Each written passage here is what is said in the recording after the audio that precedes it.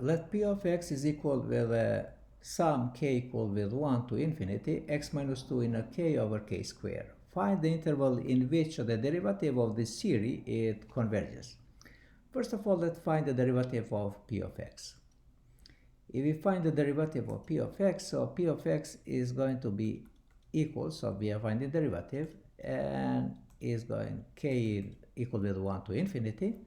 And here we take in derivative of x minus 2 in a k is going to be equal with a k times x minus 2 in exponent k minus 1, and everything here is divided by k squared. But this k with the square we can simplify, and the derivative of this series is going to be equal. So k is equal with 1 to infinity, x minus 2 in exponent k minus 1, and everything here is divided by k. And to see this series converges or not, it's good to apply the ratio test. If we are applying the ratio test, we have to write this in this form.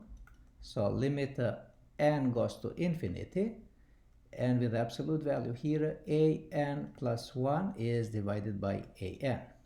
But now instead of the k to write in the terms of the ratio test, let us substitute this k with the letter n.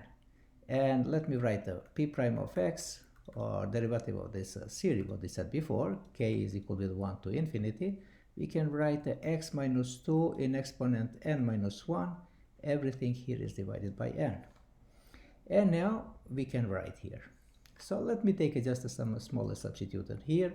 So if I am taking an, so an is going to be equal with x minus 2 in exponent n minus 1, everything here divided by n. And if I want to take n plus 1 is going to be anywhere I am adding just 1 to the n, x minus 2, and here is n minus 1 plus 1 minus 1 plus 1 goes, and is an.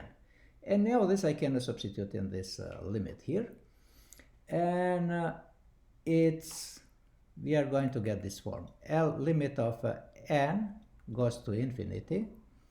So let me write the absolute value here. And an plus 1 is on the top here, which is x minus 2 in exponent n divided by n plus 1. That's what we have here. And an, we have x minus 2 in exponent n minus 1, and everything here is divided by n. Okay.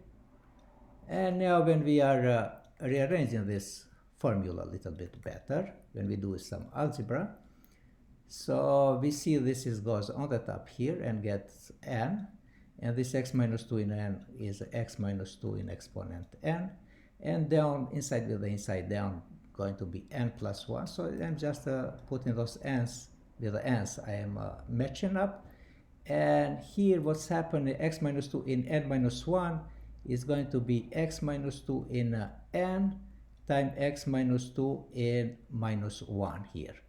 And now this x minus 2n, x minus 2n, I can get rid of it. And this is a limit n goes to infinity. And what remains is x minus 2 in n, x minus 2 in exponent minus 1, I'm putting on the top, and it changes the power and becomes x minus 2 in exponent 1. So I will write just x minus 2, so I don't have to write in exponent 1. And on the top is n, here is n plus 1.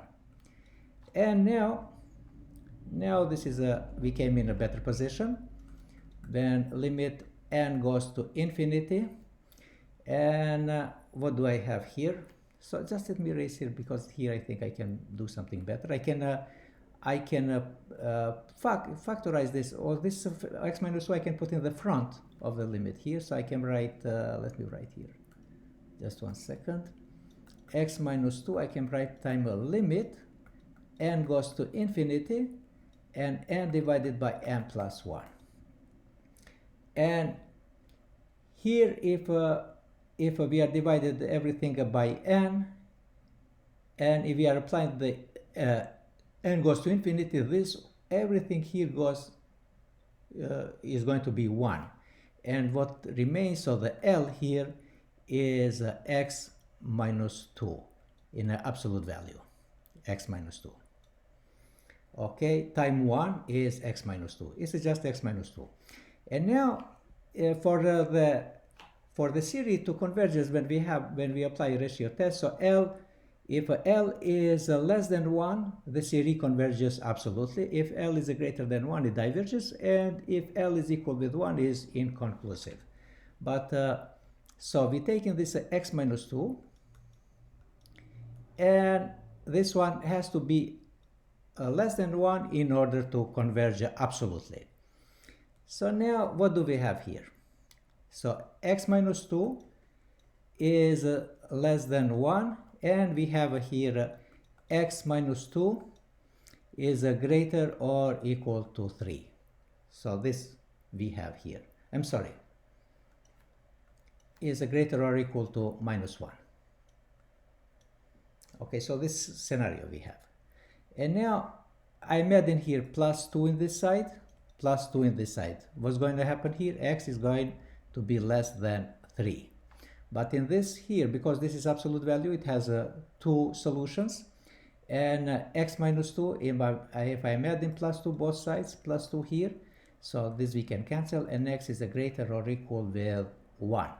And the interval, in which interval is going to converge absolutely this series, x is between, it means greater or equal to 1, and is less than 3. And in this interval, the series is going to converge. And if we want to write a little bit better, so let me go up here. And if we want, for example, when it's going to converge, so this series is going to converge in this interval. So just let me erase this one here. So it's going in the x is greater or equal to 1 and less than 3, or in other words, this is in the interval from 1 to 3. So in this interval, the derivative of this series is going to converge.